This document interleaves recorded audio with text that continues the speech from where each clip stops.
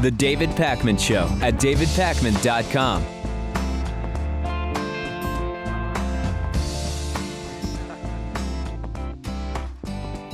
Welcome to the program. We've got a very entertaining interview lined up for you today in the third segment, so I'm glad you're with us.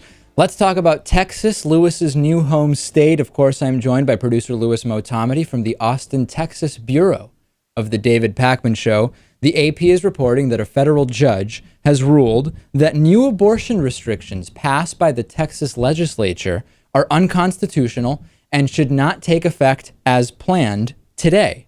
District Judge Lee Yeakel issued his decision yesterday following a 3-day trial over whether the state can restrict when, where, and how women obtain abortions within the state of Texas. Lawyers for Planned Parenthood and for other abortion-related providers argued that the regulations did not protect women and would shut down 1/3 of the abortion clinics in Texas, completely obvious and expected.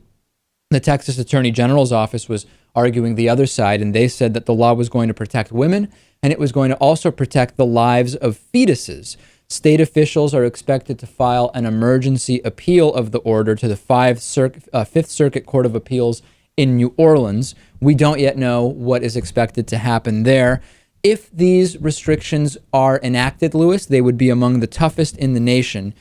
You know, every time I read an article like this, and I recognize the importance of letting you, the audience, know that this is going on, I always wish that we didn't have to deal with these types of issues: abortion, gay marriage, the basics of what counts as science for school curriculum, etc. But we do have to talk about them, Louis, because even if in many countries around the world they see us having these arguments in the U.S. and they wonder what the hell is going on, why are these people even arguing over these things, as opposed to figuring out how to get health care for everybody or how to create more jobs, improve the economy, improve education. We have to, because there are, particularly at the state and local levels, completely extreme and outrageous proposals like this that will have real, tangible, damaging effect on people.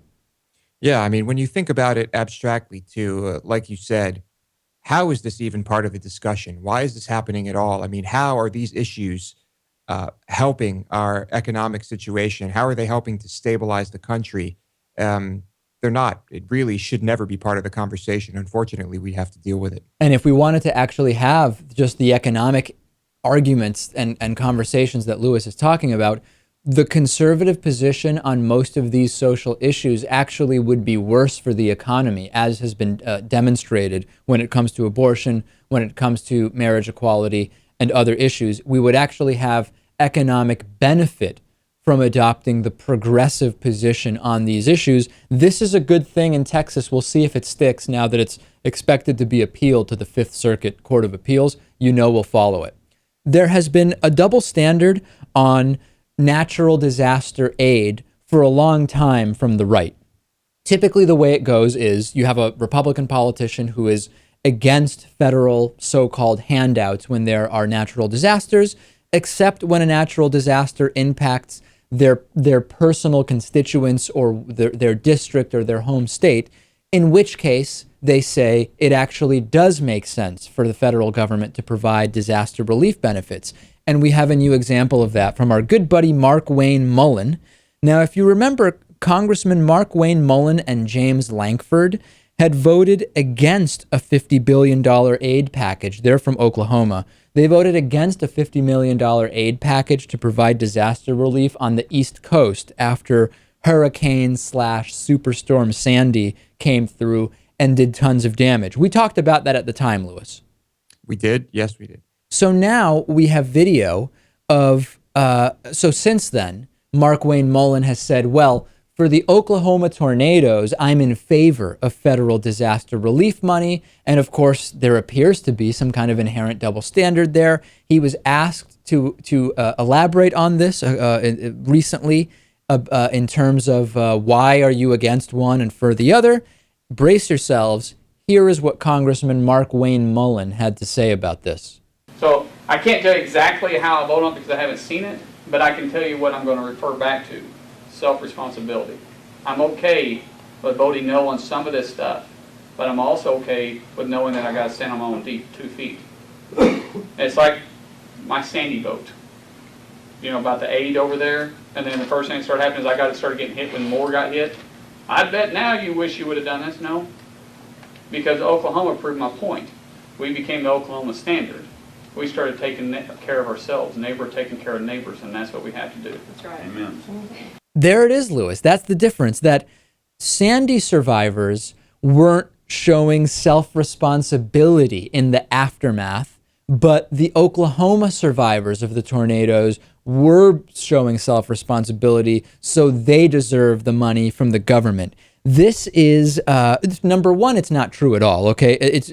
There are just as many Sandy survivors that were lending helping hands after Sandy as there were in Oklahoma, people helping others after the tornado. So at its face, it's completely bogus and false. But this, we've had a lot of these lately. The ad hoc rescue, logical fallacy when you're making an argument. Government support is bad after it affects others. Well, we need government support in my state when it affects his constituents. Isn't that hypocrisy, Congressman Mullen? Isn't that some kind of a double standard? No, because unlike the Sandy survivors, the tornado survivors were showing self-responsibility. Who believes this? You would have to be someone who is so unknowing of the political system and of the fact that on both sides of the aisle, but particularly on the Republican side of the aisle, the double standards and hypocrisy and double speak is permanent. To believe this, because it is such an obvious misdirection of facts. I would like to think that if his constituents heard him say this and understood the situation, that they'd be repulsed. But I mean, how many of them are not aware that this is going on at all? And how many of them would just say, yeah, damn right, we showed self-responsibility and well, screw those other people who were on the East Coast. Well, in defense of those who were actually affected by the tornadoes, you're probably busy enough trying to get your life back together and figure out how to replace your home if it's been destroyed. People may have died, etc. So we're not really blaming those individuals for not noticing the hypocrisy. But more broadly speaking, Mark Wayne Mullen represents utter and total politician double standards. We've been covering them for years at this point, and people just need to know about it. I don't know how else to say it. Taxes. We've talked about corporations, big corporations, finding ways to pay absolutely no taxes. And USA Today has an article that says, yes, there's been a lot of talk about Apple finding ways to drastically cut its federal tax bill. But if you actually look at the S&P 500, which is made up of 500 of the biggest companies in the United States, there are actually many companies that pay zero effective tax rate. In fact, 57 of the S&P 500 pay zero effective tax rates, according to S&P Capital IQ. The effective tax rate for a corporation, to be clear that we're talking about the same thing, is the average rate at which pre-tax profits are taxed. And for corporations, the effective tax rate is computed by dividing total tax expenses by earnings before taxes, okay? Now, this news is coming out just a couple of months after the Government Accountability Office released a report which said that back in 2010, companies paid an effective tax rate of 12.6%. So when you look at the rate, the federal corporate tax rate is 35%. The effective tax rate is 12.6%. And this, of course, Lewis, is the result of, I don't know if I want to call it creative accounting or if we want to call it the result of the type of accounting you only have access to if you have a lot of money. Call it what you will. It's the result of taking advantage of very specific tax laws that are available for big corporations. Listen to some of the names of the companies, Lewis, that are paying zero effective tax rate. Verizon, drug maker Bristol Myers Squibb, power management firm Eaton. The list is incredibly long. It actually spans onto a second page altogether. MetLife, Avalon Bay Communities, Lamb Research, Pulte Group, Plum Creek Timber, Perkin-Elmer. These are really big companies, and they're paying zero effective tax rate on millions, hundreds of millions, or even billions of dollars in profit. How are they doing this? There's a couple of ways: offshore transfer payments, harvesting losses, accounting rules that allow for moving around when your losses are actually taken as tax deductible. So for example, you can lose money years ago and then take part of those losses and use them to offset future profits, even in very profitable years. And you can manage this with I don't know if creative accounting is the right way, but with expert accountants, you can manage this in a way within the law. This is not illegal, to offset future earnings with previous losses in a way that is net advantageous. Lewis, we talk all the time about this. Some people will say, well, these are the corporations that are creating jobs. This is the engine of America. We just talked yesterday about how McDonald's, a hugely profitable corporation, pays wages that are so low that they recommend to their employees that they get food stamps and Medicaid. So it is not true that these are totally self-sufficient companies and employees can simply go elsewhere. The employees go to the government while working for these companies, in the case of low-wage employers. So the idea that they deserve all of these benefits is just not true. Yeah, and it's incredible. There are even some laws that allow for companies to basically just give out lots of stock to, I don't know, various executives. Right. And in that way, take that off of what their taxes would be as well, just awarding those who are already making so much money. It's truly incredible what all these corporations have forced politicians to do over the years.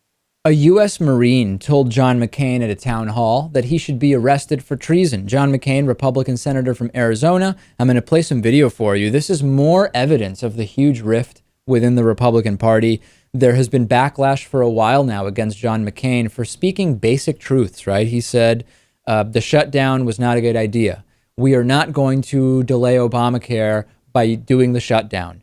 This doesn't make any sense. We overplayed our hand. We lost the shutdown, we being Republicans. Basic truths. And the backlash was huge. Congressman Louis Gohmert implying that John McCain is a terrorist. And now we have right-wingers who are standing up for this Marine who ranted to John McCain at a town hall. I'm going to play some audio and video. I want to let you know, we're going to pick this up 2 minutes into the rant. I'm cutting out the first 2 minutes of the rant to really get to just some of the key parts because it's just so long. We don't have time for 4 minutes of outrageous ranting. Let's take a look at a little bit of this video. It's too bad someone like me is not in office to hold you accountable, because if I was in a position of power or authority, I would have you all arrested and tried for treason against my country under the grounds of 18 U.S.C. 2381 treason U.S. Code. Whoever owing allegiance to the United States levies war against them or adheres to their enemies, giving them aid and comfort within the United States or elsewhere, is guilty of treason. That is the code. The American people are sick of it. This country rose up against you recently. The ratio, hang on, I have a right of free speech. I can finish. The American people opposed the going to war with Syria, which includes many Marines and other veterans by the thousands, was 499 to 1. Notice how he also throws in there free speech rights. He talks about how when people were upset at his 4-minute rant monopolizing the town hall, he started saying he has free speech rights. How do these people not understand that your fellow voters being annoyed by your 4-minute ranting monopoly of the town hall is not an abridgment of your free speech? It's people realizing that questions are usually one sentence in the interrogative form ending in a question mark, not a 4-minute rant read off of a piece of paper to a senator. Free speech, what is this guy talking about? Right. Yet another person who thinks that, I don't know, that somehow they're losing their right when someone just tells them to shut up or that they're annoyed with what they're saying. But in reality, of course, was he, I don't know, committed of some crime and tried in a court and found guilty? No. We should really focus here on the rift within the Republican Party. And this is more evidence that you say the slightest just ounce of honest truth, like John McCain has been able to do over the last few months, and just saying, guys, we're messing up here. What are we doing? This isn't going to work. It doesn't make any sense. Voters don't like this. This doesn't look good. You are a traitor. You're treasonous. You're a terrorist, according to Louis Gohmert. And this is someone within the Republican Party who was almost the president 5 years ago. It's amazing, Lewis. I think this is probably good when this happens. And I think every time someone speaks up and says something realistic and all this backlash happens, well, you know, that person has supporters too. And it does create a lot of chaos in the party. It certainly does. And we're going to be talking about that and much more on today's bonus show, which is, of course, hosted and produced by producer Lewis. We will talk about South Koreans sneaking into North Korea for better lives.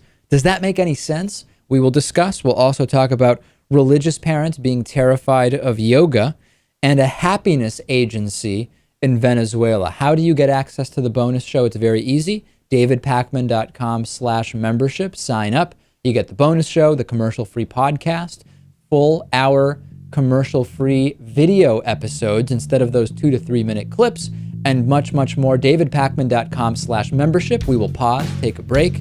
Much more after this. The David Pakman Show at davidpakman.com.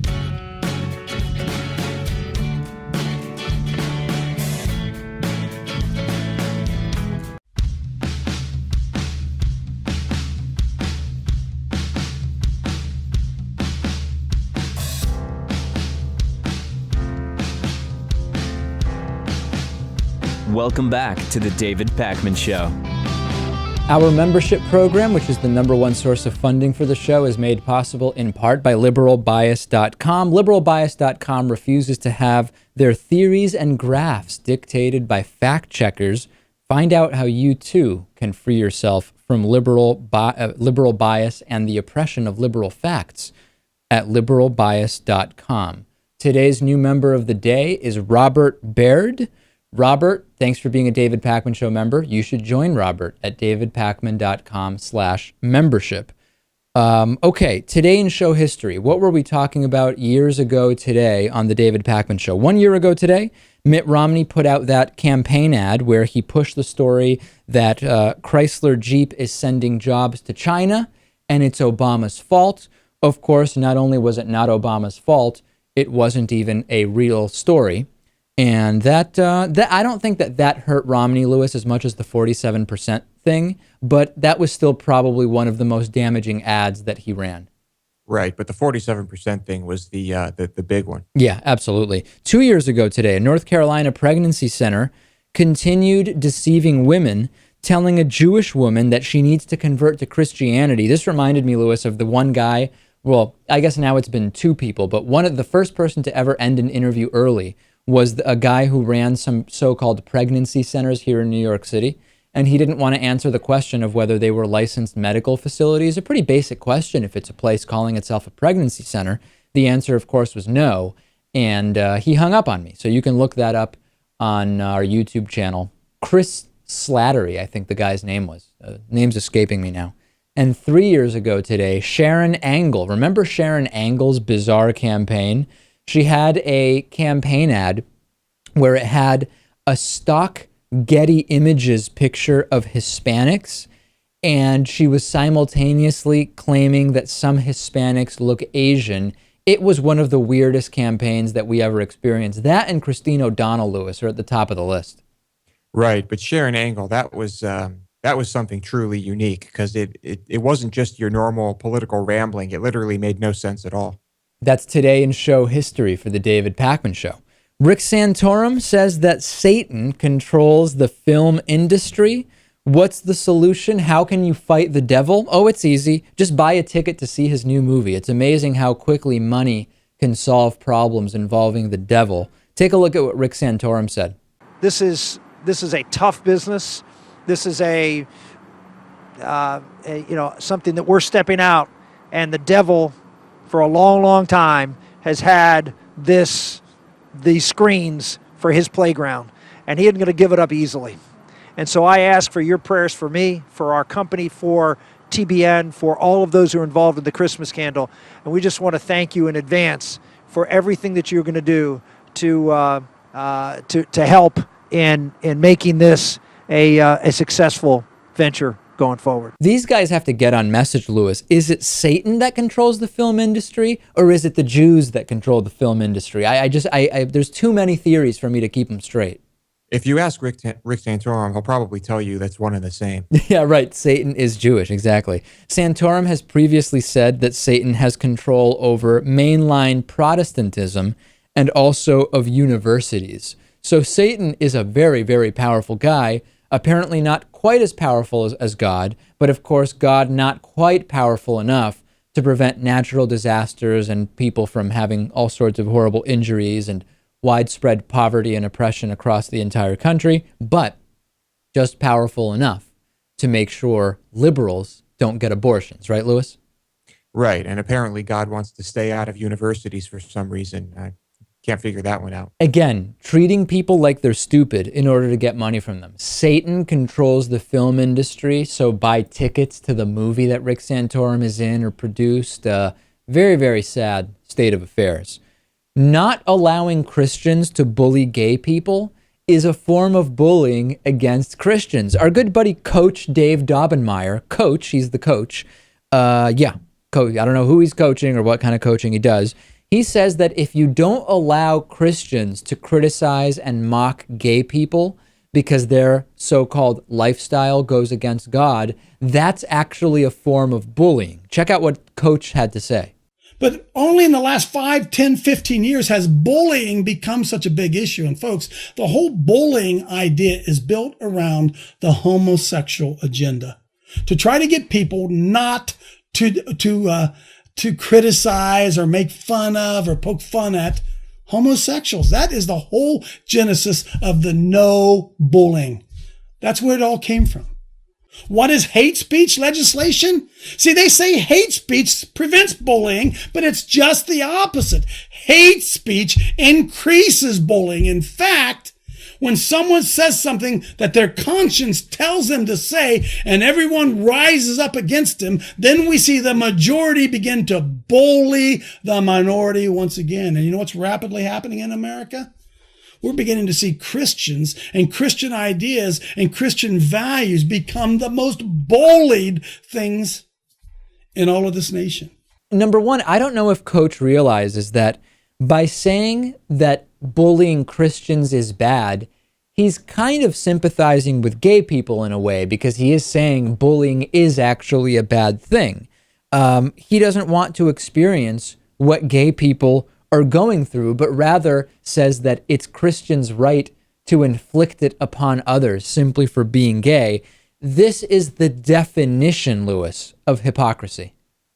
Yeah, pretty bad. And I mean, just the idea that because you are Christian, you have the right to persecute anybody is mind-blowing. Well, there's this other kind of funny element where just logically this makes no sense, and I don't know how any of Coach's players or followers or whatever can buy into this. He says it's wrong to bully Christians, and he whines about it. And then he says it's okay to bully gays and that they just need to toughen up in response to the bullying. How does one achieve such a lack of reasoning abilities? I just don't understand. Seriously, why can't he toughen up instead of just collapsing like a flimsy house of cards? That's the thing. If the response to bullying should be to toughen up, isn't that what Christians should do? I don't know. I'm sure it has something to do with the Bible, freedom, and America, right? That's the only thing I can think of. Yeah, God, Jesus, freedom, who knows? Coaching little kids with whatever Coach Dave does. I don't know. And firearms as well. Oh, guns, right. Of course. Second Amendment, God, guns, and killing people. Good stuff. After the break, I will interview Lowell Ponte. If you're not familiar with him, he's the other co-author of the books that are co-written by Craig Smith. Craig Smith has been on our show several times. We've had some lively debate. Next, I will be joined by Lowell Ponte. You're not going to want to miss this. The David Pakman Show at davidpakman.com.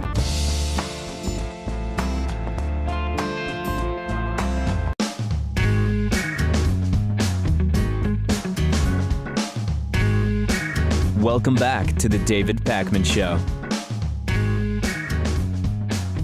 I'm joined today by Lowell Ponte, who is the former roving editor for Reader's Digest. He's also author of the new book, The Great Withdrawal: How the Progressives' 100-Year Debasement of America and the Dollar Ends.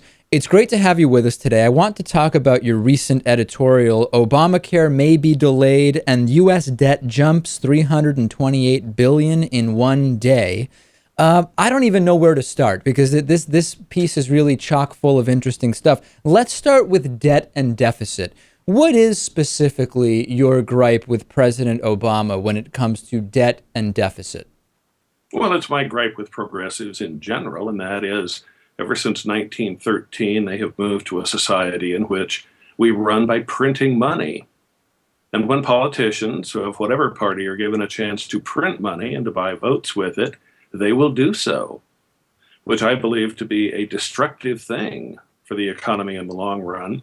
We now, in fact, have accumulated so much debt, current and projected, that if we had to pay it off today, Dave, you would have to take dollar bills out of your wallet and make a stack of them that would reach from here to the planet Venus, 23 million miles away, and back, and you would still have enough dollars you'd need to pay to make 11 more stacks between Earth and the Moon. Okay, but to pause there for a second, and rather than focusing on how many stacks of money we would need, let's focus on data and fact, because you said this is your problem with progressives and has been since the early 20th century. However, when we look at the data, and this is a statement which has been evaluated by the nonpartisan group PolitiFact and evaluated as true, Actually, there's a great argument as to how nonpartisan PolitiFact really is, but go ahead. Okay, well, let me get the argument out in any case. The deficit, not the total amount of that debt, the deficit has been falling at the fastest rate in 60 years under President Obama. You would have to go back 63 years to the period between 1946 and 1949 to find a bigger 4-year drop than what we saw between 2009 and 2012. So my question is, if your problem is with increasing of the deficit, your problem really should be with George W. Bush, not with President Obama. Well, as a libertarian, I also do have a problem with George W. Bush and the Republicans. Good. I'm not saying this is a Republican or Democrat matter. Well, but it saying is, there's a because you tendency by simply you politicians just to said enlarge government, and under President Obama, in fact, the share of government as a part of our gross domestic product has risen from about 19% when he took office to at its peak more than 25%. It's now around 23%. Okay, so we need to be able the economy by about 25% in 5 years. But let's explore that, because your initial argument was that your problem with progressives is how they blow up the debt and deficit. I came back and I said, actually, President Obama has reduced the deficit, not increased it. And then you came back and said, well, it's not so much about Democrats and Republicans, but initially you said it was. Now you're redirecting. This is what's called an ad hoc rescue. You're redirecting and saying, actually, the problem is that President Obama has increased the share of the GDP that comes from the government. We're now no longer talking about the initial issue. These are very common redirection techniques. Well, this is not intended as a technique. This is, if you ask why has the deficit temporarily come down, and by the way, according to the Nonpartisan Congressional Budget Office, the deficit is going to, after this little dip, resume its stratospheric climb. We, by the year 2016, are going to be $20 trillion in debt. But hold on, now we're talking about... Things are being adjusted in part because last January, the Republicans agreed to $600 billion in additional taxes. So what you're saying is that now you're going back and saying, initially you said it was partisan. Then when I pointed out that actually those numbers favor progressives, you said it's not partisan. And now you're actually saying it is partisan, but it's because of Republicans that the deficit has gone down, but it'll be back up really soon. Is that the argument if I follow it back and forth? No, I think what you're trying to do is elicit a polarization here where there really isn't one. No. I'm not trying to elicit a polarization at all. Okay, let's see if we can refocus in a different way, because I think that if the argument changes every time I present a fact, we're not going to get too far. You keep arguing that what you're speaking of are facts, when in fact they are government massages of the data. But go ahead. So why would the data only be massaged when President Obama is in office to be favorable to him, yet not when any other president? That doesn't really make sense. Hold on a second, Lowell. Lowell, you said you based your opinion that since 1913 progressives have been really bad for the debt and deficit, presumably on the same government data that you're now calling that has been massaged. So really, shouldn't we go back and say, actually, you can't even make that claim about progressives because you're basing it on the same data I'm using? No, I can make that claim about progressives because progressives have been leaders, and they've certainly brought Republicans along with them. Yeah. Remember, by the way, the Republicans were the original progressive party here. But again, Lowell, we're not talking about that. That doesn't have anything to do with what we're talking about. Let me put a pause here. Does. I don't think we're getting anywhere. Let's talk about the devaluing of currency. You're trying to do a very narrow focus, and I'm trying to do a broader focus. Let's broaden the focus. That's what I want to do. One of the other things that you talk about in your piece about the debt jumping. By the way, what is this piece of mine? I don't remember writing such an article. This is what your publicist sent me, and it has quotes from you and your co-author, Craig Smith. But I didn't actually write that. But anyway, so your publicist is pitching you with quotes that aren't yours? Oh, they may be, but they're in the publicist's context. Okay. Let me give you the following statement, which I've been told is from your new book. China has already downgraded the U.S. credit rating, and the talk on the street is Moody's and S&P may drop our credit rating from AAA to A-.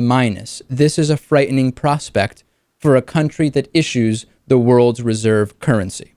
I thought that as a libertarian, which you claim to be, you would want China to have less control over the U.S. economy. So wouldn't it be a positive thing if China were less interested in holding our debt such that they would sell it and have less control over the American economy? Wouldn't a libertarian welcome that? We unfortunately live at a moment where America's number one export is its debt, is selling U.S. treasuries like that to China, Japan, and other nations. I would prefer that we were a country that had sound money, that did not rely on running on debt, as we do now. But we've set ourselves up in a position of having so many obligations and such a diminished productivity here that we apparently have to run the government by stretching out obligation that way. Okay, so then, as a libertarian, you're right. I'm appalled by that. Okay, but so then what is going to be the problem with China with the China downgrade of the U.S. debt? Isn't it just going to relieve us to some extent from Chinese ownership of American debt? It's going to create a world in which the U.S., of course, is no longer the reserve currency, but this is something we've done to ourselves. China is simply recognizing that our dollar, which is no longer based in anything tangible, we have a faith-based currency now. Correct. We basically worldwide are losing faith in the dollar because our Fed, our government, is printing out of thin air $1 trillion a year. Now, there are some things Congress and the president cannot do. They cannot, for example, repeal the law of gravity. I wish they could. I mean, I wouldn't have to diet as much. But they can't. And likewise, they can't repeal the law of supply and demand. Dollars are just a commodity like potatoes when it comes down to it. And if the government out of thin air prints an extra trillion of them a year, then the value of the dollar relative to potatoes and other things falls. So it takes more dollars to buy things. That's the position we've put ourselves in. Meanwhile, we have an economy with only 101 million Americans who have full-time jobs, but we have 108 million Americans who are taking one or another means-tested welfare benefit. Well, let's pause there. 49.2% of American households where somebody there gets a government check. Let's pause there. I think you've opened up a topic for a much broader discussion. My counterpoint, and we will leave it at this, is that if your concerns are those jobs and American production, the devaluation of U.S. currency somewhat would increase tourism and it would increase exports from the US, which would provide many, many more jobs. But this is getting into more of a monetary policy, fiscal policy discussion, which unfortunately we don't have time for today, but I would love to have you back. Lowell Ponte, it would be a pleasure to have you back again. The David Pakman Show at davidpakman.com.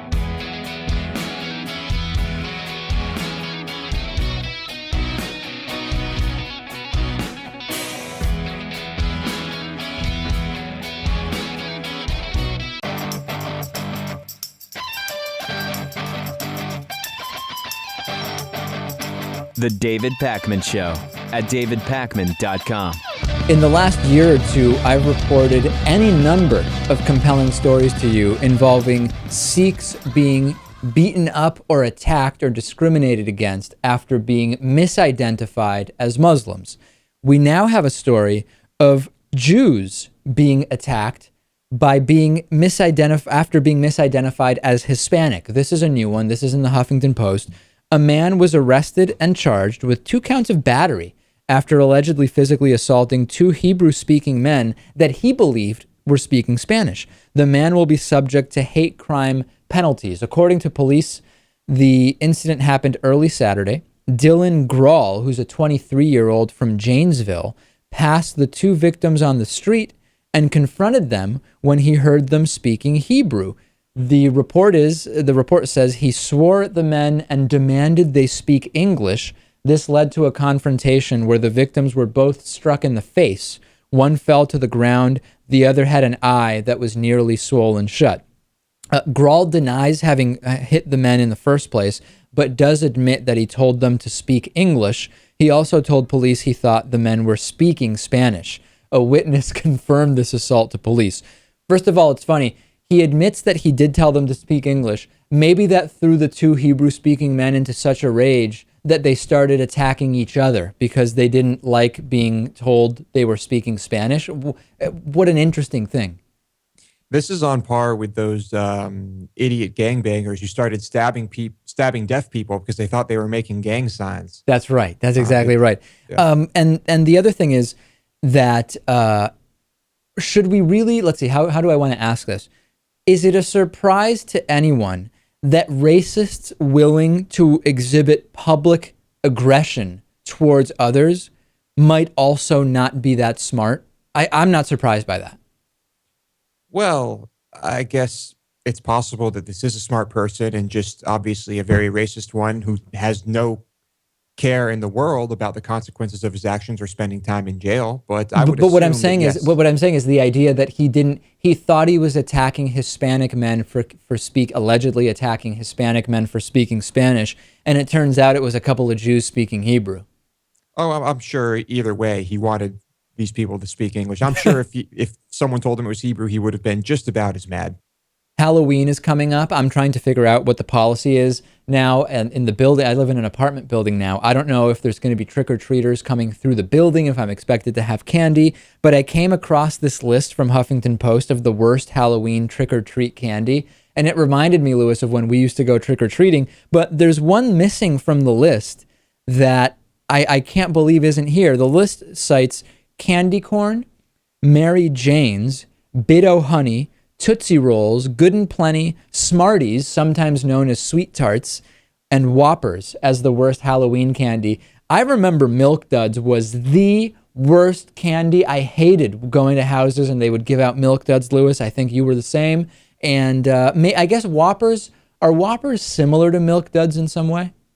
No, Whoppers are like those malted milk balls. They're more like crunchy little wafers, kind of. Okay, so and then the Milk Duds aren't similar to that? No, Milk Duds are the caramel covered in chocolate, and they get rock hard and they're insanely chewy. Oh, that's right. Yeah. At what age did you stop trick-or-treating? I don't remember, to be honest. I really don't remember at all. I remember I had my regular trick-or-treating phase, and then there's the in-between phase where you're feeling a little bit like you're outgrowing it, but you're still young enough that you want to reap the benefits, where you just try to wreak havoc. And I remember one year, Lewis, we got potato guns. Now, by potato guns, I don't mean the types of guns that fire an entire potato. I mean, you walk around literally with a potato, you'd stick the barrel of the gun into it, and it just takes a tiny little potato pellet, and then you can fire it at the most maybe 15 feet. And our move was, I don't remember who, like me and maybe another couple friends of ours would go to the door and ask for candy. And then Lewis would hide in the bushes and try to fire potato pellets in the direction. Do you remember this, Lewis?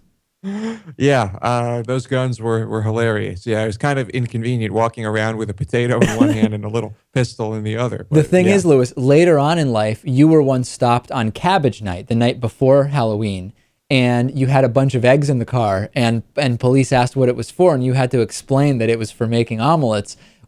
Since potatoes aren't as as much of a well-known item of mischief on Cabbage Night or Halloween, you can probably be walking around with potatoes and it draws much less attention from police.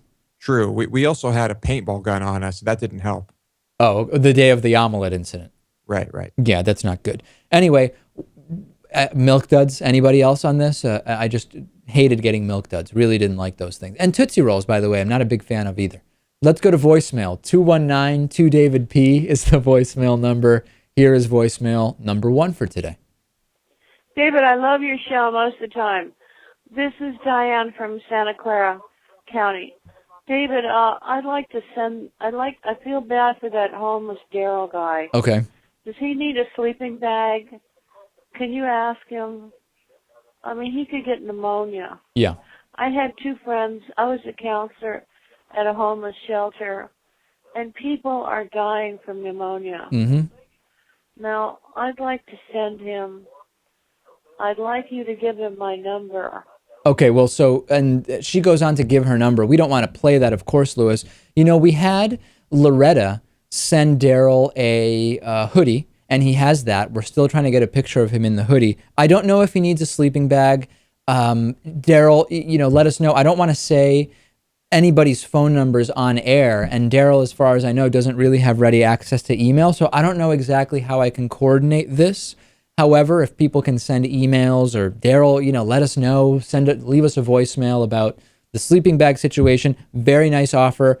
It gets cold out there, and this is absolutely a real and huge problem, so very, very nice. Let's listen to one more voicemail. Yeah, how you doing, David? Normally, Russell Brand is an intelligent guy. I'm surprised he's so wrong about voting. Voting is the only way those of us who aren't billionaires have of shaping our futures. Not voting is like dropping out of school because you didn't get an A on a test. Right. If progressives didn't vote in the 30s, there'd be no unions, no Social Security, and no middle class. Very true. If progressives didn't vote in the 90s and the past 2 elections, we'd still be at war in Iraq, we'd still be in a huge depression, and 40,000 people a year would still be dying because of the insurance company death panels that Obamacare ended. Remember pre-existing conditions and people being kicked off their insurance because they got sick, and lifetime caps? All right, thanks. Yeah, so very good voicemail. I think that the counter argument to that, to play devil's advocate, would be, well, we're not talking about, Russell Brand isn't talking about just if progressives didn't vote. He's saying if nobody voted at all. So it's a little bit of a different argument, but thank you for all the feedback about the Russell Brand comments. Lewis, I have to say, the audience was split. I think slightly more people seem to have agreed with my statement that in spite of everything Russell Brand is saying in the U.S., not voting equates specifically to the victories of conservative ideology. However, that may be different when Russell Brand talks about not voting in other parts of the world, maybe like his home country of England. So thank you for all the emails, all the comments, all the feedback. Great segment. Join us on the bonus show. Very good bonus show today. davidpakman.com/membership. If you don't support programs like this, they will go away. We depend on your support. Thanks to everybody who's already doing it.